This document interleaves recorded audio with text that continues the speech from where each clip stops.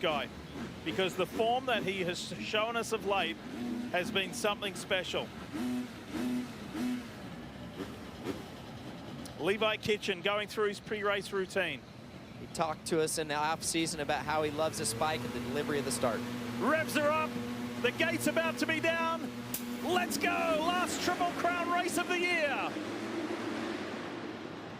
Oh. And it is that familiar sight of the 47 Monster Energy Pro Circuit Kawasaki. Levi Kitchen gets the Ghostbusters hole shot. Hampshire is with him though. Oh, great start for RJ. That's what he had to do for sure. This is going to help RJ from an overall standpoint. He was outside looking in from a podium position. Oh, Ryder DeFrancisco. There was a traffic jam there, Ricky. I just saw it at the bottom of the camera shot, and Ryder D was caught up in it. Getting bottled up on those inside lines like that, especially early on in the races. Coming off this triple. Here's a replay. Joe's going to go to the inside. Beaumair's there. Beaumair gets slowed up. He stops, and there was nowhere for Ryder DeFrancisco to go. He gets on the binders. Rear end comes up, gets light, and goes into the tough block. Shimoda is going to do the chasing instead of being chased. Remember, we showed you that highlight of the second race. It was RJ Hampshire who was hounding the Honda HRC pilot. Now it's the other way around. Pretty interesting to see what RJ is able to do here. And if he still plays the long game, obviously he's going to give it 120% to try to beat Levi Kitchen, stop the momentum that he's got going, but at the same time, still keep himself well within this championship if the speed isn't there at this current race and at this current moment. Live to fight another day. This happened many, many times in your career where you're just on a roll. What happens psychologically? Why do you go to another gear? And that's where he is, Will. That's Levi Kitchen. He is flying. He is indeed. I actually just wanted to advocate on what you said about RJ Hampshire there and that sort of quandary of how's he going to play this out, because I spoke to him about that exact subject early on today. And he said somebody during the week who has a ton of respect for asked him, are you going to go and get a win, or are you going to wait for a win to be given to you? And he said, that's the decision I have to make on the night. It depends on how comfortable I am. I'm not going to push it. He's proud of himself for the decisions that he made in the race last weekend in Seattle. He said, I'm feeling it today, so I'm going to go and get that win if it's there, even if it's just this last one of the night here, Ricky. Yeah, I think when he looks back on it, I think last week was a great performance. Everybody always wants to win, but you got to take it on the chin once in a while and look at the big picture. But to your question that you're asking me, Lee, about Levi, when everything starts working, that brings me back to 1998 when I was in the 125 class, which is now the 250 class, and you had that confidence. It's like you can't do anything wrong, and it's not really about if you're going to win, it's how you're going to win in what fashion. It's just like you can, your starts are on par, and it's just like you can face anything, and that's a great feeling. And when I watch Levi Kitchen, it really reminds me of back in those days. That was a beautiful piece of riding by Garrett Marchbanks there. Set up Julien Beaumair in the air, but when he landed and went into that berm and executed that pass, nice work. So the Club MX FXR Muck-Off Yamaha rider continues to climb the order. He's up as high as 6th, which is where he finished in the second race, by the way. And he's out after Nate Thrasher, who's a little further up the track, so he's got some work to do. I like this racetrack. Looks a lot of fun just because of the options, the rhythm lanes. You can go from, you can go down them on the left side, you can go down them on the right side. You don't have to follow as much. A little bit in the 90-degree corners, kind of gets a little one line, but you're going to have that once in a while. And I think that this is a fantastic racetrack. So Kitchen, 2.3 seconds ahead of RJ Hampshire, then Joe Shimoda. Here's the race leader. And then RJ Smith, his teammate Nate Thrasher.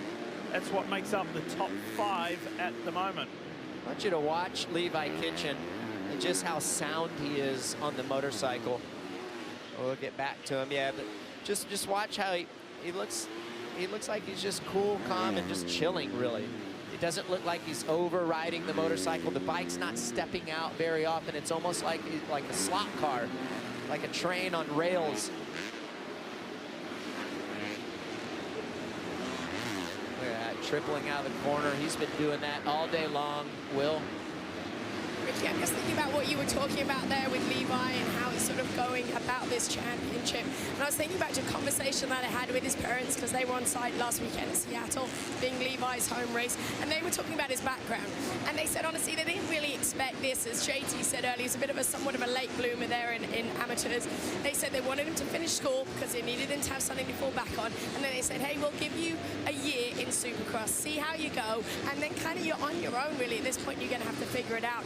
And that came down to that decision to go to Pro Circuit Kawasaki. They left it up to him. He asked his parents, and they said, no, this is about you. This needs to be about what you're comfortable with. So just a lot of accountability, I guess, Ricky, is what I'm saying there from the family. Their motto with him was just learn to be a good human. Important lesson there. And he is. He's very mature for his age.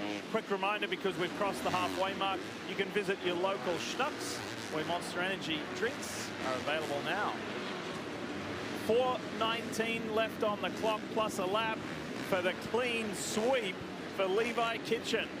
Yeah, well, it's not going to be easy. It'll get a bit more difficult. Why? Because the conditions of the track are going to deteriorate. The ruts are going to get a little bit deeper going through those rhythm sections and the corner. They're going to get into lappers as well. He might get held up there. And listen, RJ Hampshire, he only gets stronger as the race continues. He's in fantastic shape, and so that's why it is not over yet. It's Joe Shimoda, the HRC Honda rider who owns a home, a house near the test track. So that's pretty convenient. He's loving life in California, where he's lived for a long time. And Joe's holding on to third, and it would be a clean podium sweep with a 2:33 result if Joe can stay where he is. He's got a few seconds, couple of seconds buffer over Jordan Smith. There's a 31. Not quite as good as his first two races here on the night. But I imagine when you get to this stage of the evening, you're getting a little tired, a little worn out. And you go back to what happened last week, and you just have to wonder and assume that feeling the effects. Talked about it on the podium, pretty incredible comeback, and what he's been able to do as well as the team. The battle of the Yamaha riders here. Nate Thrasher trying to hold off Club MX's Garrett Marchbanks. There's Garrett in the background, all in white there. Holds on to sixth place at the moment. Juju Bomera's behind. Marchbanks' teammate Phil Nicoletti is a couple positions behind him.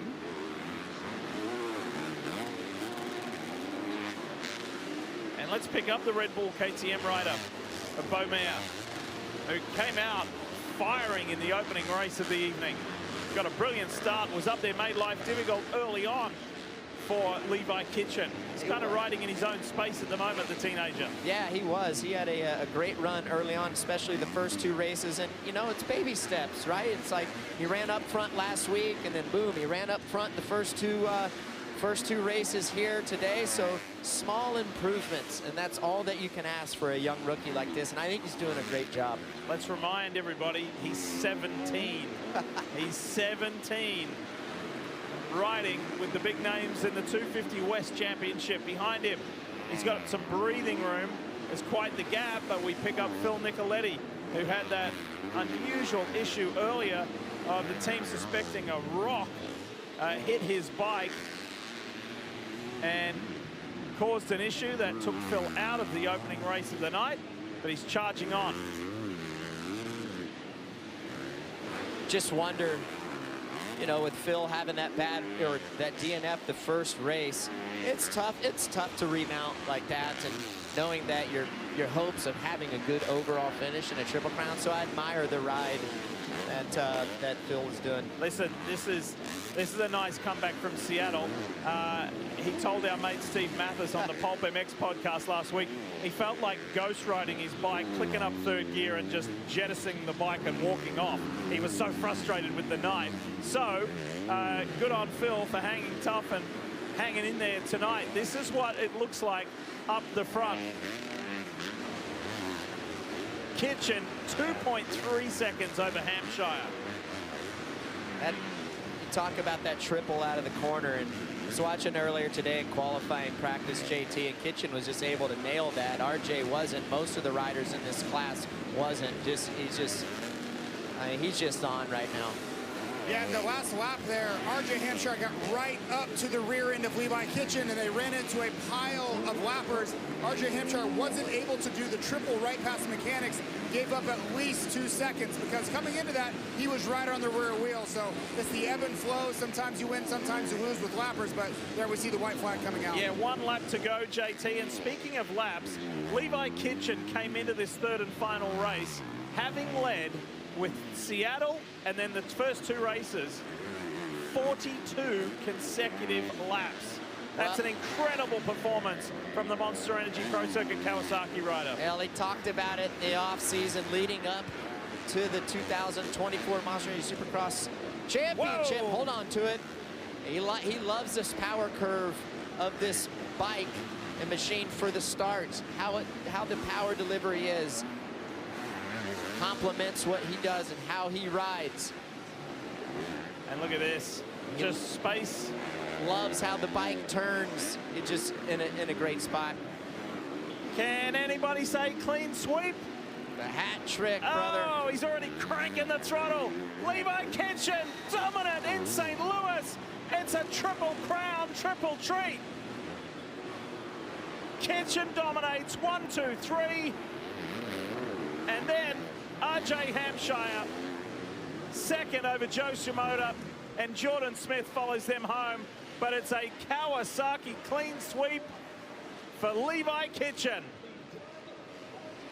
Incredible ride, pads his points championship. Came in with an 8-point lead. He's going to leave here with a 15-point lead. How about that? 2 dominant weekends. Seattle, he won the main event by more than 20 seconds. St. Louis, he's won all 3 races of the Triple Crown. You may just be looking at your 2024 Monster Energy 250 West champion. There's still some races to go, but this guy